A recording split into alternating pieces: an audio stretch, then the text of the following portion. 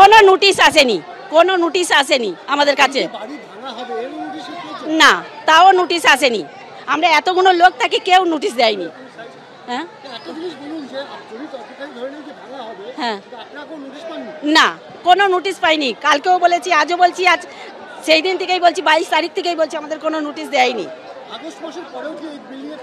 কাজ হয়েছে, কাজ তো 22 তারিখ অবদিনই হয়েছে, 21 তারিখ অবদিন কাজ হয়েছে, কাজ হয়েছে। হ্যাঁ 21 তারিখ অবদিন কাজ হয়েছে, তখনও কথা হয়নি, কোনো আসেনি, না আসতো না।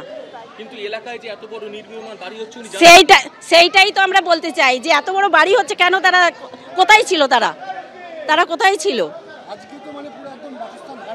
বাসন্তান হারা। এলে পড়া বহুতল ভাঙার কাজ, গতকাল যে উত্তেজনা তৈরি হয়, আজকে আবারও সেই উত্তেজনার পরে অবশেষে পুরসভার কর্মীরা ভাঙার কাজ শুরু করেন। পাশাপাশি এই ট্যাংরার যেন রিপিট টেলিকাস্ট বিধাননগরে দেখা গেল। বিধাননগরে একেবারে আদালতের নির্দেশ মতোই পুরসভার কর্মীরা তারা যান বেআইনি বহুতল ভাঙতে, কিন্তু আজকে গিয়ে তারা ক্ষোভের মুখে পড়েন। এদিন আগে ভাগেই তালা মেরে গেট লাগিয়ে দেন আবাসিকরা।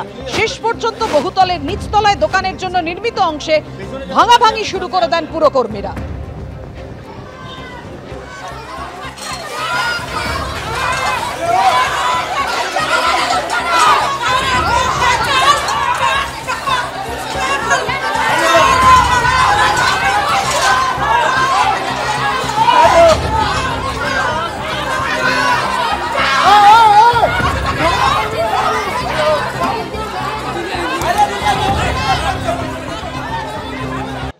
ট্যাংরার পাশাপাশি বিধাননগরের ছবি রেখেছি আপনাদের পাশে, যেখানে বিক্ষোভের মুখে পড়েন আজকে পুরকর্মীরা। বেআইনি বহুতল ভাঙতে গিয়ে আবাসিকরা বিক্ষোভ দেখায়। তারা বলেন যে আগে থেকে কেন নোটিশ দেওয়া হয়নি? বেআইনি বহুতল যখন নির্মাণ হচ্ছিল তখন কেন নজরে এলো না পুরসভার?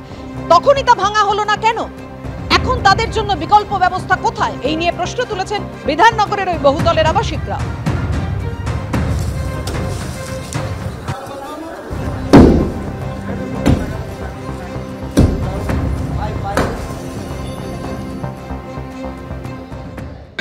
ফ্যামিলি রয়েছে, তার মধ্যে হার্টের পেশেন্ট রয়েছে, ক্যান্সার পেশেন্ট রয়েছে। হঠাৎ করে দুটোর সময় এসে বলছে, মানুষকে তো সময় দিতে হবে।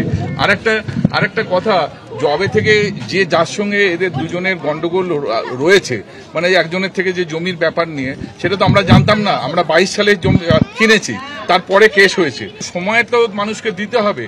হ্যাঁ, এবং তার এগেইনস্টে আমাদের সফট কপি আসছে। উনি বলছেন যে 1 বছর আগে নোটিশ দেওয়া হয়েছিল, আপনারা? না, আমরা কিচ্ছু পাইনি, আমরা কোনো নোটিশ পাইনি। আমাদের কাজ আজকে করতেই হবে, কিছু করার নেই।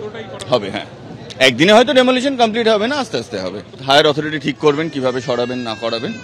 আমাদের ফোর্সফুলি কাজটা করতেই হবে, কিছু করার নেই। কোর্টের নির্দেশ রয়েছে।